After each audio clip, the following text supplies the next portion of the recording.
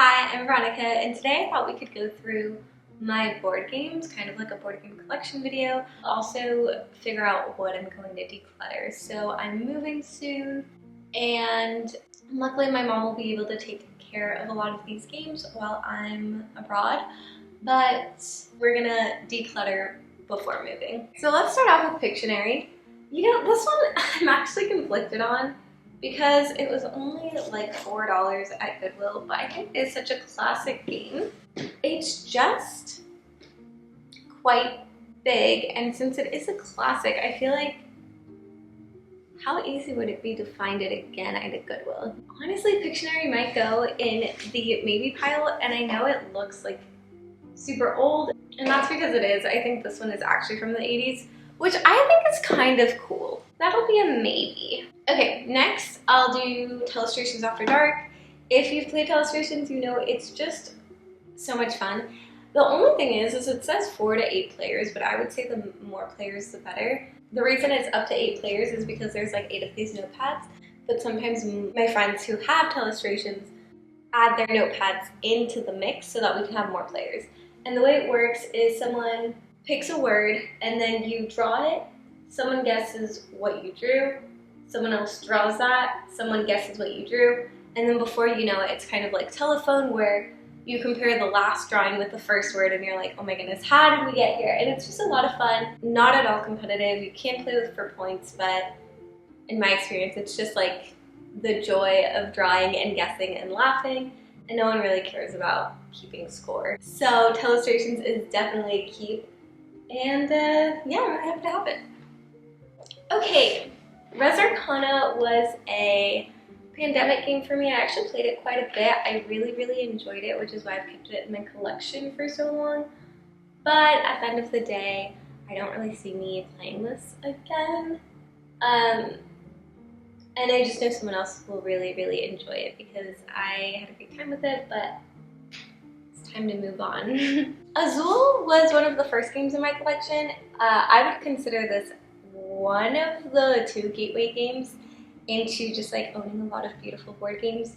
I absolutely love Azul. It's a strategy game, it's very pretty, it feels like a modern classic, and I highly recommend it. It's like once you know how to play, I just think it's something that you can't really get tired of. But I say that as someone who doesn't really play it that often because I don't have like a whole group of friends that enjoy playing it, but every time I have shown it to a group of friends, they have enjoyed it. So 5 Tribes, it's a game that I've played a couple of times. Both times I've needed the rule books, literally, like I've played it twice. But I really enjoyed it. I played it with my mom, I think both times. And so it's definitely a keep for me, and I'm excited to have it grow on me, I guess, because I've only played it a couple of times. Alright, the Escape game is a prison break party game. I've actually never played it. Okay, so this is an escape room sort of in a box, I believe. I won this at a white elephant party, and I don't really see myself picking this up and playing it. I always thought like, oh, you know, an escape room game, they always say you can play it once and then you can give it to someone else. But again, I don't really see myself picking this up over all my other games, so I think I'm just gonna donate it as is. Okay, so we're not really strangers, and table topics are just popular conversation starters. I've actually really enjoyed this one, specifically the date night table topics. And every time I go into like a TJ Maxx or Marshalls, there's always different types. So there could be like a family one, a friends one, this one's a date night one. And they're quite nice.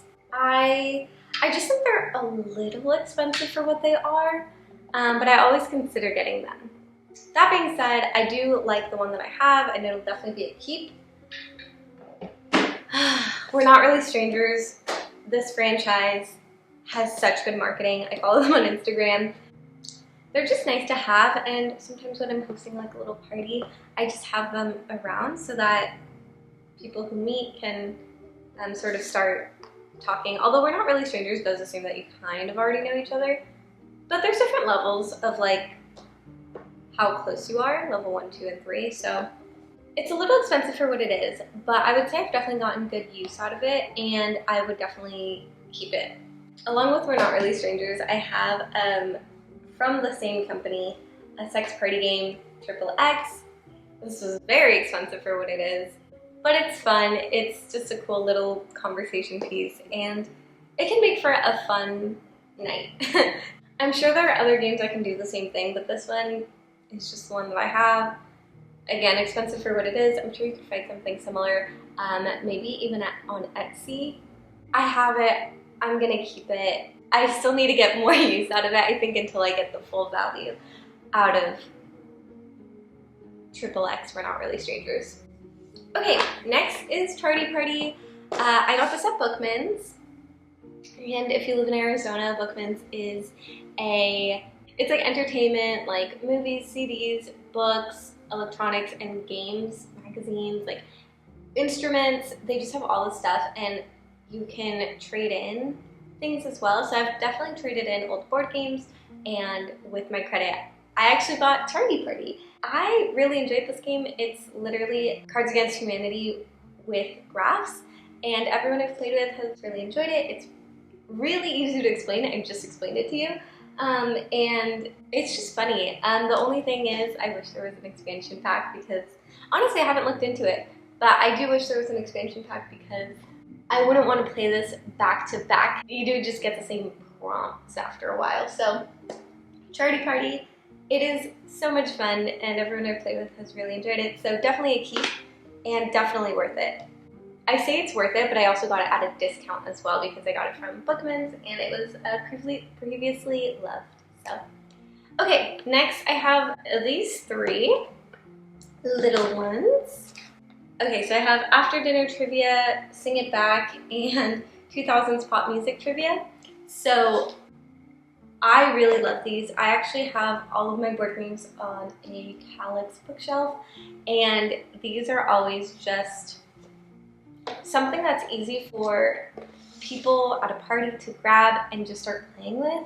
And I actually love that. Like, I love that my games aren't like shoved away in a closet or upstairs in a cabinet or whatever. Like, it's just out ready to be played with, and it just makes me really happy to see that people are like comfortable enough to be like, Veronica has games, there's a group of us that want to play trivia, and then there's just like a little corner of friends that want to play. So and these are just really easy to have and play. So all three of these are keeps.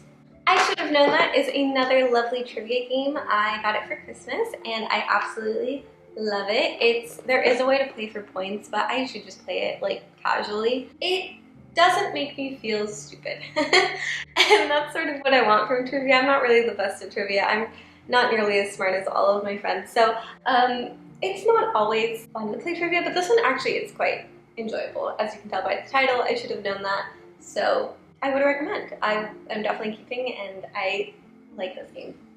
I guess we could just go through all the little games while we're at it. Okay, this is Who's Most Likely To. It's a party game. I'm sure there's a better way to play, but basically there's like a who's most likely to build a fort and sleeps in it for a week, and who's most likely to have a ringback tone, could network at a funeral. And then I think you can just like hand it to the person you're most likely to, and they, you know, it's a conversation starter and everything, but I just have so many party games that this one sort of falls short. I would consider this like a TJ Maxx game. I got it secondhand, actually off Poshmark of all places, and it was just, yeah, it just falls short in the sense that I have so many other games I would rather play, and this one's just okay. So this will be a donate. I believe this is the last of my little games. The Mind is just a fun, quick game. I believe it's the only game I'm going to take with me to Paris. It's a very simple premise where nobody's allowed to talk, and you have a couple cards in your hand, and you try to put them down in order from smallest to largest. I believe there's 0 to 100 or 1 to 100 cards. It sounds really simple, and it is, but it's really fun. Like, I actually really enjoy this game, and I think the people I've played it with have enjoyed it as well. So this is not only a keep, but I keep and I'm taking it with me. So really excited for this game. Anyways, next is Los Hongos, which means the mushrooms in Spanish. It was actually made in Colombia, and my mom is from Colombia, so she got it for me when she was abroad. It is a game that I have never played, but it is so cute. Look at that. So again, maybe while I go back and live with my mom, maybe we could figure out this game. I've just never taken it out because there are, again, other games that I know how to explain, and I know what the premise are, and I know sort of how much time it takes and how many people I can play with. And this one is one that I've just like never taken the time to learn. So excited to do that, and definitely keep. It is just absolutely beautiful. Okay, villainous. villainous. I have played this once, and it was not the vibe. I actually didn't play this one. I played a friend's version of Villainous, and I think the problem was that it was like midnight on a Friday night, and Villainous is like a Saturday morning kind of a game. It's a true board game, and there are really cool expansion packs that come with Villainous. It's just out of all of the games I have, Villainous sort of falls short, and since the one time I did play it was like not the vibe, I'm completely okay with saying goodbye to this, especially because I've had this one for a while and it's just been unopened. Okay, next for the girls, I'm sure you're tired of hearing this, but it is just an awesome party game, one that also frequently comes off the shelf. Even if I'm not just having a girls' night, sometimes, you know, guys are curious what the girlies are talking about. And it's fun. It's just a fun game, and it's also a good reminder to host a girls' night, because if I am hosting just like a lot of people, they'll be like, oh, for the girls, can we play that? Can we do a girls' night soon? Blah, blah, blah. I'm like, yes, girly. Yes, girly, you bet we can have a girls' night soon and we can play for the girls. So I highly recommend. Okay, well, I say I highly recommend, but I'm pretty sure it's like $25, $30 at Target, but I got this like for $12, $13 at a TJ Maxx. So TJ Maxx is such a hodgepodge, because sometimes you can get, or TJ Maxx / Marshalls, sometimes you can get really, really good games at a discounted price, or sometimes you get like, who's most likely to, you know? Sometimes you get little games like this where you're like, meh, it's okay. So for the girls, it's definitely a keep. It's honestly iconic. It gets called out a lot when most of my games are stacked up. This one's like actually in front of everything. So I'm really proud and happy to have this in my collection. Next is Deception Murder in Hong Kong. Ooh, this is a tricky one. I think it'll be a keep. It's sort of like a murder mystery, but the thing is everyone starts off with a weapon. So you're like, well, I bet this person did it because they have like a bat, or they, you know, could have choked them to death, or I mean, it's kind of violent, but it's cool because you have a reason to talk to people and accuse them for what they may or may not have done. So it is quite fun. It's just like a little bit of a setup, and you definitely have to make sure that everyone's into it. And it's a 4 to 12 players, but it just does take a little bit of remembering how the game works. And I think that's why I'm a little nervous, because it's been a while since I've played. This is definitely more serious, more intense, but I think it's worth it. I really enjoyed it. I also got this one secondhand. It was very, very loved, but I'm happy to have it in my collection. Okay, Catan. Catan is actually a lot of people's intro to board games. I know a lot of people love it, and for that reason alone, I'm keeping it. It's not necessarily my favorite or my first pick, but once I'm playing it, like, I really enjoy it, which I think is how a lot of people are with board games.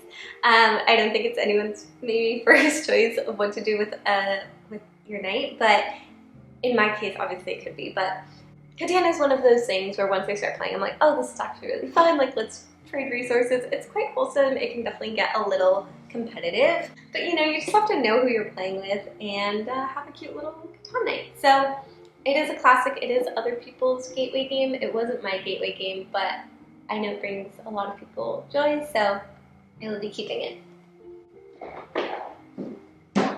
And to preface, or to clarify, it does bring me joy as well. I just have other games that I love so much more, so. Okay, Snake Oil. Snake Oil I will be keeping. I haven't played this one, but I've played a friend's version of Snake Oil.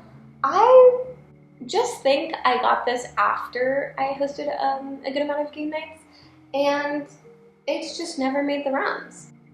it's a very simple premise where you get like two random words like animal and blanket, and you just have to try to sell it to whoever the main person is, and the main person is also going to pull a card and be like, I'm a caveman, or I'm whatever. So you have to explain like why your animal blanket, which makes sense, would be beneficial to a caveman. But obviously you can get very silly words and you can be selling it to a very silly person. And it's all around just a fun game. So the MTV Party game, I absolutely love the aesthetic. It's quite silly and fun. It's just a little nerve-wracking when you're like head-to-head and you have to guess, you know, how many songs have the word love in them, or how many songs have the word like truth. And then later, hours after the game is over, then the songs come to my head. So that's the only thing I don't like about this game, is I literally stay up thinking about how I could have done better. But it is quite fun and great for music lovers, so I really enjoyed the MTV Party game. I'm also really happy to have that in my collection because I don't know a lot of people who do, so it's nice to be like the person with that game. Okay, Just One. I think you might be tired of me saying party game over and over again, but Just One is actually the best party game of 2018. It feels like a modern classic. The best thing about this game is how quickly you can explain it. The premise is that you have one word. So for example, if your main word is chocolate, everyone has to say something about chocolate. So you could do something like white or dark.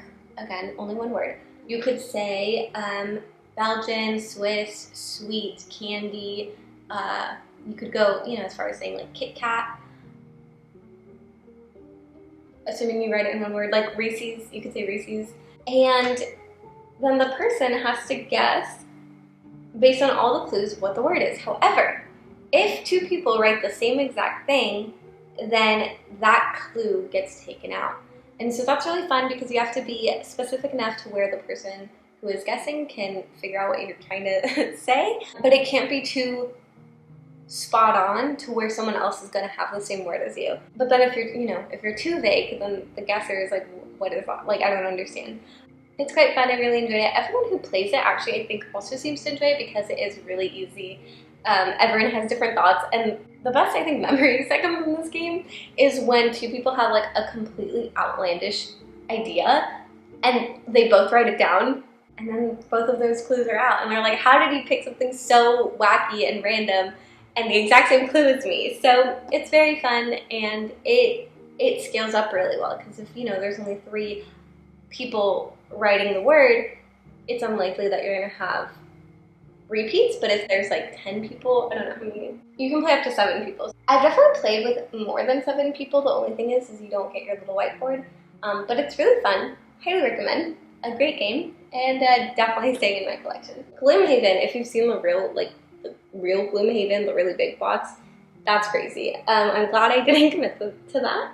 But Gloomhaven is a cooperative fantasy campaign adventure, and the person I started this campaign with, I no longer talk to, so it's an easy out for me. I figured, you know, it's a cool thing to have in your collection, but in my case, it's definitely not worth keeping around. So I will be very excited to donate Gloomhaven. Next we have Santa Monica and Mariposas. And as you can tell, these are still in their plastic packaging. I want to play these so bad. I think I want to play Santa Monica more. But these are board games, which means, you know, you need a committed group of people. You need to learn how to play. This one just looks so pretty, like build your perfect beach boardwalk in Santa Monica. Like that is, what a fun game idea. And then this one is, I hear it's similar to Wingspan, so I think it's just like a cool different game to have in my collection. I will definitely be keeping both of these, and I will definitely be using my mom as a guinea pig to be like, will you learn this with me?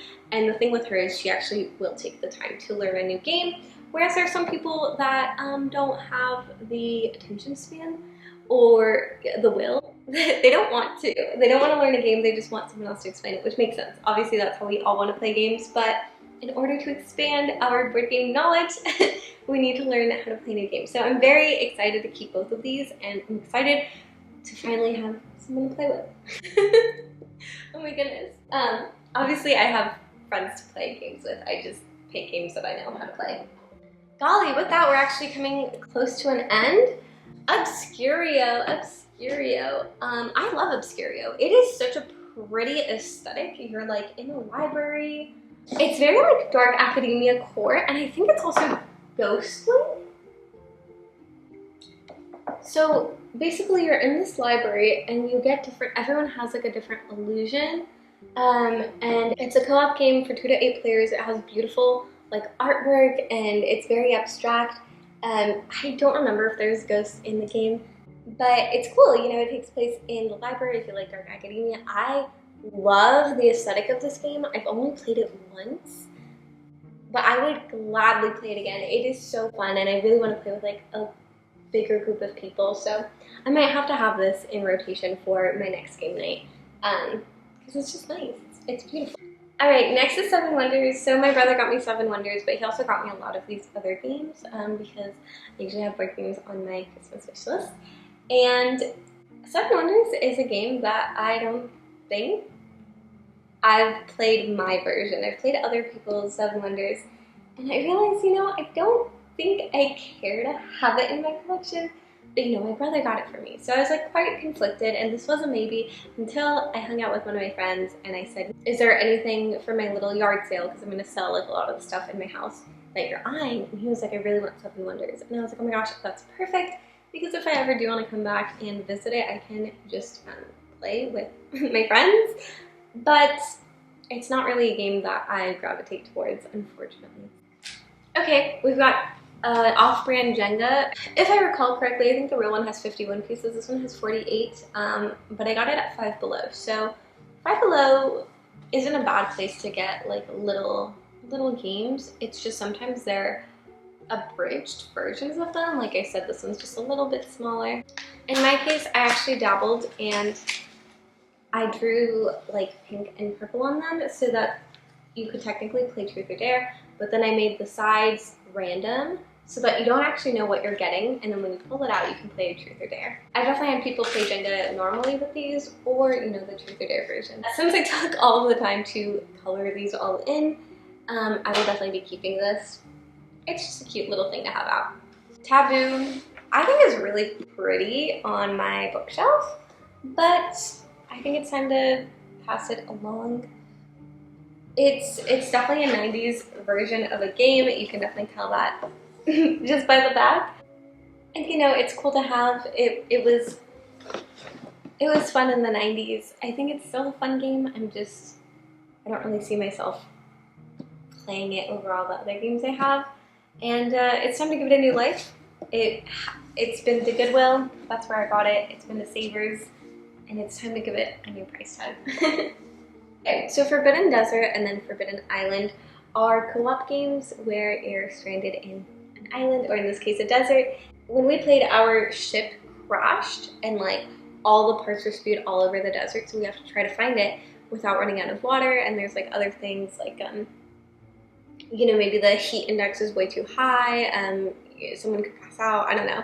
I mean, it feels like an adventure. It really does feel like you're in an adventure with your friends and you're like, oh my gosh, what are we gonna do? Like, here, you can have some of my water, like whatever. It's been a little bit since I played, but that was like the premise, the idea of it. And it's really fun to go through and find the parts of your ship to get out. So I really enjoyed playing this. I would love to play it again, and this is definitely a keep. Wits and Wagers, I would say, I think it's another maybe. It's trivia based, but you don't have to be good at trivia because you're kind of betting on what the right answer is. I just saw that you can get it on Xbox, so maybe I'll tell my boyfriend to get it on Xbox.